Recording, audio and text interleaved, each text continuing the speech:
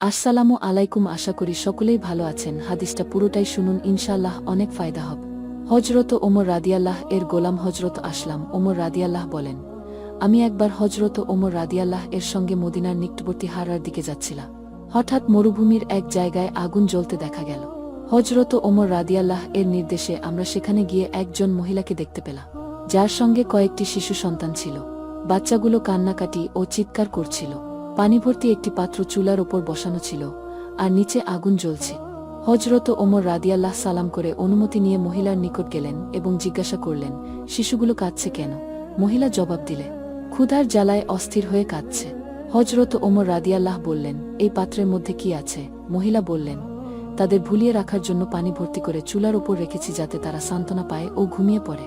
তারপর মহিলা বললেন, আমিরুল মুমিনিন হজরত ওমর রাদিয়াল্লাহ ও আমার মধ্যে আল্লাহর দরবারেই ফয়সালা হবে, কেননা তিনি আমার এই অভাব অনটনের কোনো খোঁজ খবর নেন না। একথা শুনে হজরত ওমর রাদিয়াল্লাহ কাঁদতে লাগলেন ও বললেন, আল্লাহ তোমার ওপর রহম করুন। তোমার এই অবস্থা ওমর রাদিয়াল্লাহ কি করে জানবে? মহিলা বললেন, তিনি আমাদের আমির হয়েছেন, অথচ আমাদের কোনো খোঁজখবর রাখেন না।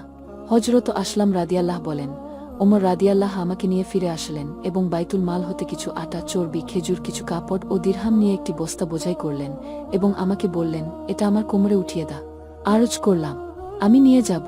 তিনি রাজি হলেন না। আমি 2-3 বার অনুরোধ করলে তিনি বললেন, কিয়ামতের দিনও কি আমার বোঝা তুমি বহন করবে? এটা আমি বহন করে নিয়ে যাব, কেননা কিয়ামতের দিন এ ব্যাপারে প্রশ্ন করা হবে আমাকে। পরিশেষে বাধ্য হয়ে আমি তার কোমরে বস্তা তুলে দিলাম। আমরা অতি দ্রুতগতিতে মহিলার নিকট পৌঁছালাম। অতঃপর পাতিলে কিছু আটা, চর্বি ও খেজুর ঢেলে তিনি নাড়াচাড়া শুরু করলেন এবং নিজেই চুলায় ফু দিতে আরম্ভ করলে।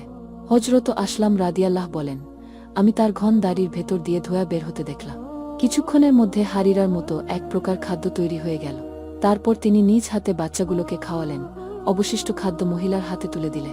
মহিলা অত্যন্ত আনন্দিত হয়ে বললেন, আল্লাহ তাআলা তোমাকে উত্তম বদলা দান করুক। হযরত ওমর রাদিয়াল্লাহ এর পরিবর্তে তুমি খলিফা হবার উপযুক্ত ছিলে। হযরত ওমর রাদিয়াল্লাহ তাকে সান্ত্বনা দিয়ে বললেন, যখন তুমি খলিফার নিকট যাবে তখন সেখানে আমাকেও দেখবে। শিক্ষণীয় বিষয়: একজন শাসক বা পরিচালকের কর্তব্যনিষ্ঠা। 2, নিজেকে ছোট মনে করা। হযরত ওমর রাদিয়াল্লাহ খলিফা হয়েও নিজে বস্তা বহন করলেন এবং রান্না করলে। 3, মানুষের প্রতি দয়া, মায়া, ভালোবাসা ও সহমর্মিতা প্রদর্শন করা। 4, নিজের কাজ নিজে করা। হযরত ওমর রাদিয়াল্লাহ বস্তা নিজেই বহন করলেন, গোলামকে দিলেন না। 5, সৃষ্টিকর্তার নিকট জবাবদিহি করা।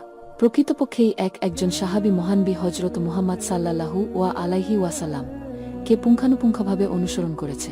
জীবনের প্রতিটি ক্ষেত্রে তারা অন্যের কল্যাণে কথা চিন্তা করেছে। এমনকি জীবনের অন্তিম মুহূর্তে অন্যকে পানি পান করিয়ে নিজে শহীদ হয়েছে। তাই সাহাবীদের জীবনের প্রতিটি অধ্যায় আমাদের জন্য দিকনির্দেশনা স্বরূপ। মহান রাব্বুল আলামিন আল্লাহ তাআলা আমাদের সকলকে তাদের জীবনী থেকে শিক্ষা লাভের তৌফিক দান করুন।